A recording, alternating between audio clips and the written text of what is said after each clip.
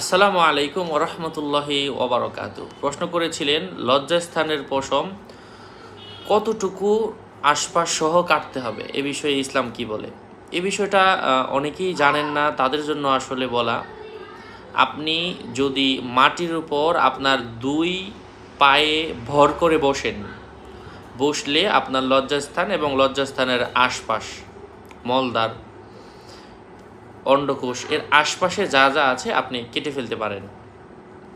এবং আপনি নাভির, আপনি বসলে যেখানে পেটের মধ্যে ভাঁজ পড়ে ওই ভাঁজ থেকে নিচে কাটবেন। এটা যদি আপনি হিসাব করেন আঙ্গুল দিয়ে, তাহলে 4 থেকে 6 আঙ্গুল হবে, কারো 4 আঙ্গুল, কারো 6 আঙ্গুল, হাতের মাপ অনুযায়ী। তো এই জন্য বসলে যে পেটে একটা ভাঁজ পড়ে ওই ভাঁজের নিচ থেকে আপনি কাটবেন। আল্লাহ পাক বোঝার তৌফিক দান করেন এবং রানের আশপাশে আপনি কাটতে পারেন যেটাতে আপনার অসুবিধা হয়। আল্লাহ পাক আমাদেরকে বোঝার তৌফিক দান করেন। আরও আপডেট পেতে সাথেই থাকবেন। আসসালামু আলাইকুম ওয়া রাহমাতুল্লাহ।